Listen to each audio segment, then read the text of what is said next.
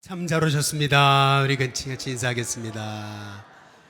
우리 한 번 더 인사하겠습니다. 은혜의 사람이십니다. 할렐루야. 예, 우리 코로나 바이러스 때문에 지난 수요일 날 성도들 많이 안 오실 줄 알았더니 우리 수요예배 그래도 올해 가장 많이 나오셨더라고요. 역시 일신교회입니다. 예, 금요 철야도 많이 안 나오실 줄 알았더니 최근 들어 가장 많이 오셨더라고요.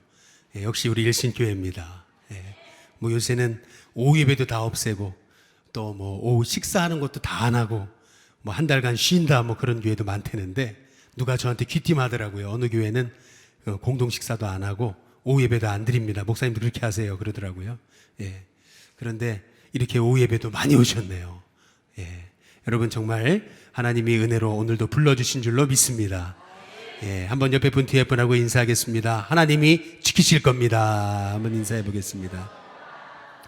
할렐루야.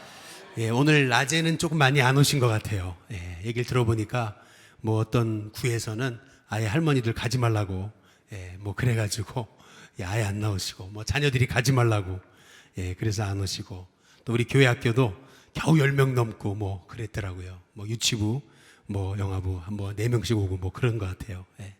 참 이러한 때에 우리 성도들 정말 교회가 어쨌든 믿음 안에 승리하도록 여러분 기도해 주시길 주님의 이름으로 축복합니다. 예, 오늘은 장로님들 헌신 예배로 드립니다. 먼저 우리 장로님들을 뵐 때마다 저는 정말 특별한 마음이 좀 있어요. 이제 그 이유는 저희 아버지도 장로님이시고 또 저희 작은 아버지도 장로님이시고 가운데 아버지도 장로님이시고 또 심지어는 고모부도 장로님이시고 그리고 우리 친아버지도 장로님이셨거든요. 저희는 목회자 집안이 아니고 저희는 장로님 집안이었습니다. 저는 어렸을 적에 제 기억에 말을 배우고 말을 하기 시작할 때부터 아버지를 장로님이라고 불렀어요. 저희 아버지가 서울의 신길동에 있는 신풍감리교회, 한 우리 교회 몇 배 되죠. 거기에서 35살에 장로님이 되셨어요. 그래서 저는 유치원 다닐 때부터 아버지가 장로님이셨습니다. 나중에 알고 보니까 우리 박재희 장로님이 신풍교회 다니실 때 저희 아버지와 함께 신앙생활을 하셨더라고요. 사람의 만남이란 게 이런 거죠. 저는 그 장로님 가정에서 자랐습니다. 할아버지도 또 우리 작은 아버지도 고모부도 다 장로님이시니까 저는 장로님이 어떤 마음을 갖고 계시는지 또 장로님들에게 어떤 아픔이 있는지 어떤 눈물이 있는지 저는 잘 알고 있습니다. 장로님이 정말 존경받는 장로님이 되시려면 저는 3가지가 기본기가 아닐까 이제 이런 생각을 해보게 되거든요. 먼저 첫 번째는 한번 때려보겠습니다. 예배자. 여러분 당연히 우리 장로님들만이 아니죠. 우리 성도님들 목회자도 다 예배자가 돼야 됩니다. 저는 제가 부목사 시절부터 늘 앞자리를 사모했어요. 우리 여기 강장로님이랑 장장로님 우리 하장로님 이렇게 우리 한영장로님처럼 이렇게 앞자리를 제가 굉장히 사모했습니다. 지금도 담임 목사지만은 실은 저 뒷자리에 앉으면은 성도들 동태를 다 파악할 수 있습니다. 누가 좋은지, 누가 예배에 집중하지 않는지 다 알 수 있어요. 그렇기 때문에 보통 우리 뒤에 앉는 게 정상이죠. 뒤에 앉아야 됩니다. 그런데 저는 마음을 정했어요. 앞자리에 앉기로. 앞자리에 앉아서 먼저 예배자가 되기로 그렇게 좀 남과는 좀 독특한 마음을 이제 가졌어요. 그 이유는 먼저 제가 예배자가 돼야죠. 제게 먼저 은혜가 흘러가야 우리 성도님들에게도 은혜가 흘러가게 될 줄로 믿습니다. 그래서 우리 신앙인은 늘 예배자이어야 되는 거예요. 일보다 직분보다 먼저는 예배자입니다. 여러분 예배를 생명처럼 여기고 내 인생에 하나님의 축복은 예배로 흘러간다. 이러한 믿음을 가지고 예배자로 사시기를 주님의 이름으로 축복합니다. 실은 우리 장로님들이 이제 제가 담임 목사가 되면서 우리 장로님들이 결의하셨잖아요. 명절에도 안 쉰다. 우리 일신교회는 명절에도 예배 드린다. 다 정해놓으셨잖아요. 사실 굉장히 이렇게 부담이 되는 건 사실이지만 그러나 그래 명절에도 안 쉰다. 우리는 늘 예배를 지킨다. 여러분 이게 얼마나 복된 거냐는 거죠. 저는 우리 인신교회 우리 장로님들, 또 목사님들, 목회자들, 또 우리 성도님들이 꼭 예배자가 되시기를 주님의 이름으로 축복합니다. 예배자여야 하나님의 종이고, 예배자여야 하나님의 음성을 듣고, 예배자여야 하나님의 뜻을 분별해서 하나님의 뜻에 맞게 쓰임받는 하나님의 종들이 됨을 믿습니다. 한번 옆에 뒤에 분하고 인사해 보겠습니다. 예배자가 되시기 바랍니다. 두 번째, 저는 우리 장로님들이 목회의 동력자가 됐으면 좋겠습니다. 제가 결혼할 때 친구들한테 들었던 얘기가 있어요. 먼저 결혼했던 친구들이 있었는데, 우리 친구들이 하는 말이 뭐였냐면은, 결혼하면 주도권을 잃으면 안 된다. 아내한테 휘둘리면 안 된다. 뭐 이래가지고 주도권 쥐는 방법. 그래가지고 주도권을 쥐어야 된다고 초장에 잡아야 된다고 이제 이렇게 배웠어요. 근데 얼마나 어리석어요. 여러분, 부부는 주도권을 잡으라고 하나님이 부부를 만드신 게 아니고, 한번 따라해 보겠습니다. 돕는 배필. 돕는 배필이 되라고 부부를 만드신 거죠. 파워게임 하라고 부르신 게 아니고. 그렇지 않습니까? 그게 성경적인 부부를 세우신 주님의 마음이죠. 마찬가지로 목회도 똑같습니다. 우리 장로님과 목사님과의 관계도 파워게임 하는 관계가 아니고 돕는 동력자가 되어야 된다는 겁니다. 가끔 이렇게 지방 모임을 가면은 이제 우리 장로님들 중에서나 이렇게 하시는 얘기에 이렇게 제가 조금 마음에 듣기가 힘든 얘기들이 종종 들려요. 뭐냐 하면, 목사님의 독주를 막아라, 뭐 이런 얘기입니다. 목사님이 독주하지 못하시도록 충분히 막아드려라, 뭐 이런 얘기입니다. 물론 건강하지 못하면, 교회가 건강하지 못하면은 그런 얘기들이 나오겠죠. 그러나 건강한 교회는 뭐 누가 독주하기를 막는 그런 게 아니고, 건강한 교회는 목회자나 장로님이나 서로 협력하면서 한 마음으로 복음을 위해 달려갈 때 저는 하나님이 기뻐하시는 교회가 될 줄로 믿습니다. 갈등 관계가 아니고요, 협력 관계여야 되는 겁니다. 갈등 관계가 아니고 협력 관계.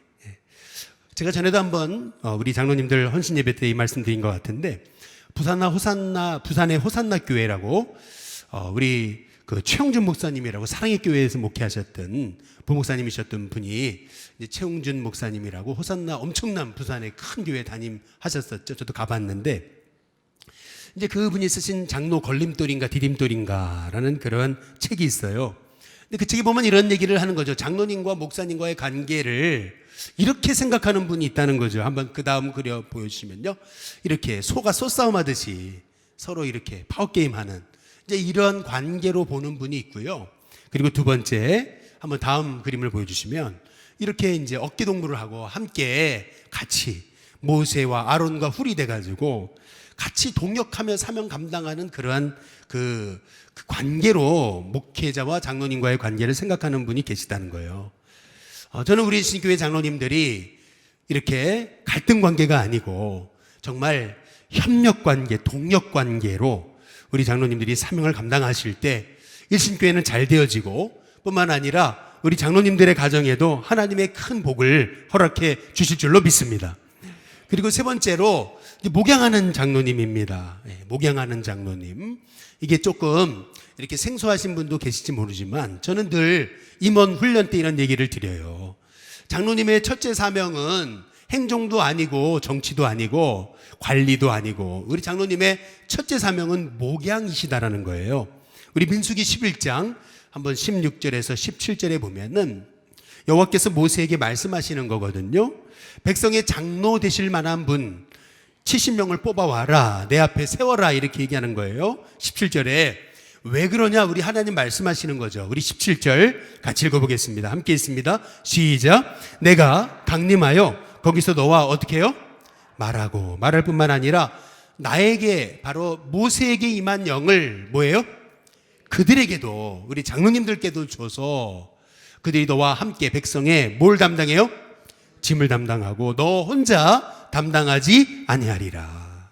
여기서 중요한 말씀이 뭐냐면요, 목회자에게 주신 영을 장로님들에게도 동일하게 주신다는 거예요. 그 이유, 목적은 뭐냐 하면 바로 양들을 먹이라고, 양들을 세우라고. 그래서 야고보서 5장 15절에 한번 보시면은 이런 얘기가 있는 거예요. 같이 한번 읽어보겠습니다. 같이 있습니다. 시작. 너희 중에 병든 자가 있느냐? 그는 교회에 뭐요? 예, 우리 장로님들을 청해야 된다는 거예요. 그래서 장로님들은 바로 주의 이름으로 기름을 바르면서 그들을, 바로 병자들을 놓고 축복하면서 뭐 해야 된다고요? 기도해야 된다. 바로 영혼을 목양하고 양육할 사명이 장로님께 있다는 거죠. 그래서 사도행전 20장 28절에 보시면은 바울이 이런 얘기를 하는 거죠. 여러분은 누구냐면 장로님이에요. 자기를 위해서 또는 온 양떼를 위해서 삼가셔야 됩니다. 그러면서 성령이 바로 그들 가운데 여러분을 감독자로 삼으신 겁니다. 그리고 하나님이 자기 피로 사신 교회를 그 다음 뭐예요? 예, 보살피게. 예, 한번 따라해 보겠습니다. 보살피게. 여기서 중요한 것은 양떼라는 말, 그리고 보살핀다는 말, 이 말이에요. 다시 말하면 우리 장로님들의 사명, 첫 번째 가는 사명은 뭐냐 하면은 정치도 아니고 관리도 아니고 감독도 아니고 사실 가장 중요한 첫 번째 사역은 뭐냐 하면 본질적인 사역은 영혼을 돌보고 양육하고 세우는 일이라는 거예요. 결국 영혼을 돌보고 양육하고 세우면 결국 하나님 기뻐하시는 장로님이 돼서 결국에는 하나님이 기뻐하시고 복을 주시고 뿐만 아니라 성도들에게도 존경받는 그런 장로님이 이제 되신다는 거죠. 저는 우리 장로님들이 그런 장로님들이 되시기를 주님의 이름으로 축복합니다. 저는 장로님의 아들이에요. 그리고 장로님의 손자입니다. 그래서 우리 장로님들이 얼마나 교회를 위해 헌신하시는지 알아요. 저희 아버지가 어떻게 해왔는지를 보았기 때문에, 우리 할아버지가 어떻게 하셨는지를 제가 보았기 때문에 얼마나 교회만 사랑하고 교회만 생각하시고 교회밖에 모르세요. 사실은 늘 교회가 잘 되기를 기도하시고 입만 열었다면은 우리 교회 그 기도가 나오시고 늘 교회를 위해서 그렇게 노심초사 걱정하시고 하셨던 그 부모님 할아버지의 모습을 저는 보고 자랐습니다. 그래서 우리 장로님들이 얼마나 참 존경받으셔야 되는지 저는 알고 있어요. 저는 우리 식교회 성도님들이 우리 장로님들을 더 많이 세워드리고 또 가정이 잘 되도록 축복하시면서 기도해 주시고 또 우리 장로님들이 늘 힘이 되시도록 격려해 주시고 우리 장로님들을 세워드리는 우리 교인들, 성도님들 되시기를 주님의 이름으로 축복합니다. 예, 한번 옆에 분한테 인사해 보겠습니다. 참 수고하십니다. 한번 인사해 보시죠. 오늘 여러분과 함께 나눌 말씀은요, 이제 장로님들만이 아니고 우리 리더십을 향한 말씀이에요. 이번 주 우리 새벽 예배 때 나누었던 말씀인데 내가 묵상을 하다가 이것은 정말 우리 교회를 향한 말씀이시구나. 지난 주중 새벽 예배의 말씀입니다. 누가복음 9장 10절에서 17절 말씀인데요. 여기 이 누가복음 9장의 말씀의 핵심은 오늘 오전에 말씀드린 대로 한번 따라해 보시겠습니다. 제자도에 관한 말씀이에요. 누가복음 9장에만 따른다, 이 제자도에 관한 말씀이 6번이나 나올 정도로 누가복음 전체는 제자도에 관한 이제 그러한 말씀입니다. 제자도의 본질에 관한 말씀인데요. 오늘 말씀을 통해서 우리 예수님이 몸소 제자들을 가르치신 말씀 내용의 핵심 3가지를 우리가 알 수 있는 거예요. 먼저 첫 번째는 뭐냐면은 무리를 불쌍히 여기는 제자가 되라는 겁니다. 한번 따라해 보겠습니다. 불쌍히. 여기서 불쌍히 여긴다, 이게 굉장히 중요한 건데 누가복음 9장 6절에 보시면은요, 제자들이 예수님 말씀대로 나가서 복음 전하고 성도들을 영혼을 축복하니까 그러니까 막 병자들이 일어나는 거예요. 그러니까 7절에 분봉왕 헤롯이 깜짝 놀란 거예요. 혹시 세례요한이 살아난 거 아니냐. 막 곳곳에 병자들이 살아났다는 얘기를 들으니까요, 이 분봉왕 헤롯이 너무 깜짝 놀랐어요. 이 말의 의미는 뭐냐면요, 제자들도 예수님의 이름으로 축복하며 기도할 때 병자들이 나았다는 얘기입니다. 이제 이런 사건이 있은 다음에 누가복음 9장 10절에 보니까 이제 사도들이 돌아와가지고 자기의 행한 일을 예수님께 얘기하는 거예요. 병자들이 고침받았습니다. 귀신이 떠나갔습니다. 막 잔치자리가 된 거예요. 얼마나 피곤했을까요? 그래서 예수님이 바로 그 사도들을 데리고서 벳세다라고 하는 곳에 떠나가셔서 잠깐 쉬시려고 하셨던 거죠. 그런데 11절에 보면은 무리가 어떻게 해요? 알고 그랬어요. 무리가 어디로 갔는지 알고 예수님의 제자들을 쫓아왔어요. 아니 지금 쉬려 그러는데 좀 이렇게 제자들도 쉬고 예수님도 쉬시려 그러는데 사람들이 와가 쫓아왔거든요. 그때 예수께서 그들을 그 다음 뭐죠? 영접하사.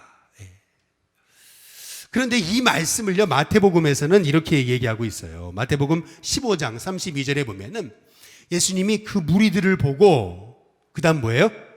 불쌍히 여겼다. 이제 이렇게 말씀하십니다. 불쌍히 여겼다는 말은 헬라어로 스프랑그니조마이라는 말입니다. 이 말의 뜻은 스프랑가라고 하는 건 심장이라는 뜻이고요. 그래서 스프랑그니조마이라는 말은 심장이 떨렸다는 거예요. 이 말씀의 의미는 뭐냐면은 예수님이 영혼을 불쌍히 여기셨다는 말은 온몸이 저리도록 가슴이 찡하도록 그렇게 그 제자들을 바라보시면서 불쌍히 여기셨다는 것을 성령이 말씀하고 있는 겁니다. 그렇게 목자가 없는 양처럼 그렇게 은혜를 사모하면서 벳세다까지 쫓아와가지고 은혜 한 번 더 받으려고 그렇게 몸부림치는 그 무리들을 바라보시면서 예수님은 그들을 영접하시고 불쌍히 여기신 거예요. 그래서 오늘 말씀 이 놀라운 이 오병이어의 기적이 어디서부터 시작된 거냐면은 바로 물부리를 불쌍히 여기신 데서 기적이 시작된 거예요. 그래서 기적의 시작은 불쌍히 여기는 마음에서부터 시작된다는 사실을 우리가 기억해야 돼요. 한번 옆에 분한테 인사해 보겠습니다. 기적은 긍휼에서부터입니다. 한번 인사해 보겠습니다. 저는 우리 신교회 리더십을 가진 성도들이 영혼을 불쌍히 여기는 귀한 종들이 될 수 있기를 주님의 이름으로 축복합니다. 우리에게 영혼을 불쌍히 여기는 마음이 있게 되시기를 주님의 이름으로 축복합니다. 두 번째로 오늘 말씀에서 우리 주님이 원하시는 제자란 바로 힘을 다해서 사명을 감당하는 제자입니다. 한번 따라해 보겠습니다. 힘을 다하여. 힘을 다하여라는 게 왜 이렇게 중요한 거냐면 누가복음 9장 12절에서 저는 사실 이 말씀의 은혜를 받았어요. 좀 뜻밖의 말씀의 은혜를 받았는데 오늘 여기 말씀해 보니까 날이 저물어 가매 이렇게 말씀하거든요. 한번 따라해 보겠습니다. 날이 저물어 가매. 여러분 이게 뭘 의미하는 거냐면요, 예수님이 그 무리들을 영접하시고 그들을 고치시고 그들을 먹이시고 또 그들을 이 말씀을 가르치시다 보니까 벌써 어떻게 되냐면 날이 어떻게 된 거예요? 날이 벌써 이렇게 컴컴해졌다는 거예요. 저는 이게 얼마나 제게 은혜가 됐냐면은 이거예요. 지난주 월요일이었어요. 저는 말씀을 좀 빨리 준비하는 편이거든요. 월요일 날 사실 쉬는 날이지만은 제가 오늘 낮 예배 설교랑 그다음에 오후 예배 설교까지 다 준비가 끝났어요, 사실은. 그런데 설교를 준비하다 보니까 막 하고 어떻게 하다 보니까 밖을 보니까 깜깜해졌어요. 이게 무슨 말이냐면 여러분 열심히 사는 사람들은요 시간 가는 줄 몰라요. 벌써 날이 저물었어요. 근데 이 말씀이 참 제가 묵상을 하는데 야 이거구나. 이 날이 저물어 간다는 말이 이 말이구나. 정말 주님의 일을 열심히 감당하다 보니까 벌써 날이 저무는 거예요. 저는 우리 신교회 성도님들이 조금 일했는데 시간이 아직도 9시예요. 아직도 시간이 11시. 언제 저녁이 되냐. 이것이 아니라 저는 우리 신교회 성도님들이 정말 주님 맡겨주신 사명 감당하다가 벌써 날이 저무네 하는 하나님의 종들이 되시길 주님의 이름으로 축복합니다. 주님이 맡겨주신 일 정말 최선을 다해 열심을 다해 정말 열정적으로 사명을 감당하는 주님의 제자들이 될 수 있기를 주님의 이름으로 축복합니다. 마지막 세 번째로 주님이 원하시는 제자란 영혼을 먹이는 제자입니다. 누가복음 9장 우리 12절 13절에 보니까 이게 참 중요한 것 같아요. 저는 말씀을 보면서 제가 깨달은 것은 뭐냐면은 12절에 보니까 이제 날이 저물어 갔잖아요. 그러니까 12사도가 뭐라 그러냐면 무리를 빨리 보내시라고, 빨리 저 사람들 보내라고 이제. 근데 우리 예수님이 뭐라 하냐면 13절에 너희가 먹을 걸 주라는 거예요. 제자들은 빨리 보내라는데 예수님은 너희들이 먹을 걸 줘야 된다. 이제 이렇게 말씀하고 계시는 거예요. 무슨 말이냐면 저 영혼들을 네가 책임져야 된다. 이제 이 얘기거든요. 그런데 제자들이요 뭐라 그러냐면은요, 거기 누가복음 9장 13절만 다시 한번 보시면은 예수께서 이르시되 너희가 먹을 걸 줘라. 그랬더니 제자들이 뭐라 그래요? 우리에게 떡 5개와 물고기 2마리밖에 뭐예요? 한번 따라해 보겠습니다. 없으니.